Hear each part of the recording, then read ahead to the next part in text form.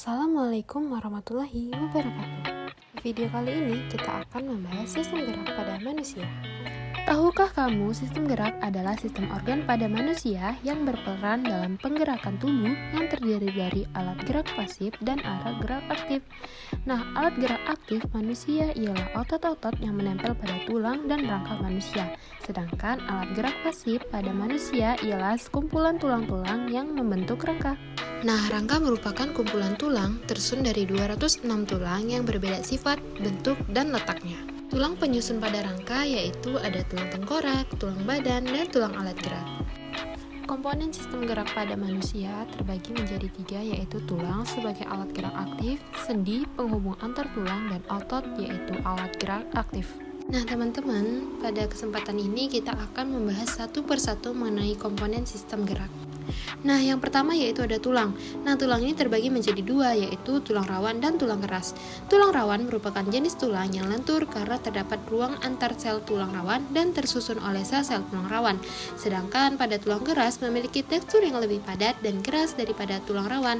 Tulang keras tersusun oleh sel pembentuk tulang atau osteoblas. Tulang keras tersusun dari zat kalsium fosfat dan kalsium karbonat. Lapisan luar tulang disebut periosteum. Jaringan tulang tersusun atas sel-sel tulang keras atau osteosit. Berdasarkan bentuknya, tulang keras terdiri atas tulang pipa, tulang lengan, tulang paha, tulang pendek, tulang ruas, dan berbagai lainnya. Nah, sedangkan pada tulang rawan banyak mengandung zat perekat sehingga relatif lentur. Sel tulang rawan disebut kondrosit. 3 jenis tulang rawan yaitu hialin, elastis, dan fibrosa. Hialin, ujung tulang rusak, saluran pernapasan, permukaan tulang di dalam persendian. Sedangkan elastis, daun telinga, saluran telinga luar, epiglotis, saluran encephalitis, dan lari. Pada fibrosa, sambungan antar tulang belakang, tulang gelang panggul, tulang tempurung lutut. Kemudian yaitu komponen gerak kedua, ada otot. Otot merupakan komponen penyusun dalam sistem gerak manusia. Ukuran otot dapat memendek, mengeras, dan membentuk gelembung ketika berkontraksi. Pada otot terdapat 2 bagian yaitu otot halus dan otot skeletal. Pada otot halus adalah kesadaran ketika menggerakkan otot. Nah, jika otot skeletal digerakkan secara sadar oleh otak, maka otot halus bergerak berdasarkan kebutuhan atau secara tidak sadar. Sedangkan pada otot skeletal, otot yang berbentuk serat-serat elastis untuk menggerakkan tubuh secara bebas, otak merupakan komponen utama yang mengatur gerak otot skeletal. Nah, dijelaskan bahwasanya fungsi otot itu yaitu sebagai alat gerak aktif, sebagai susunan otot, kontraksi otot, dan relaksasi otot.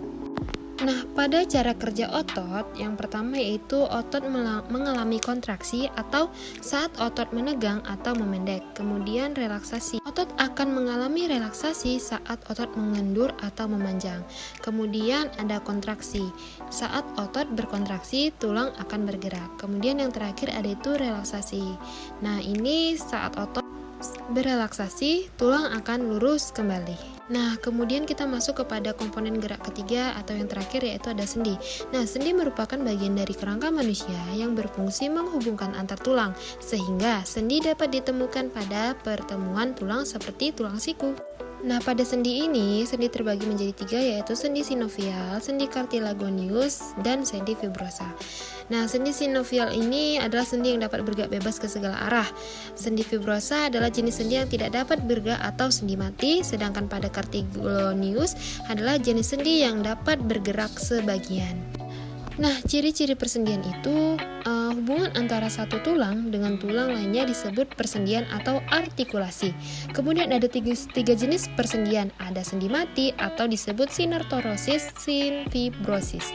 Kemudian sendi kaku, sinertorosis, sinkondrosis atau amfiartrosis, dan sendi gerak, diartrosis.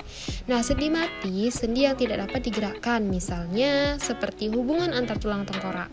Kemudian sendi kaku hanya sedikit dapat digerakkan, misalnya sendi pada tulang ruas belakang dan sendi antar tulang rusuk dan tulang dada.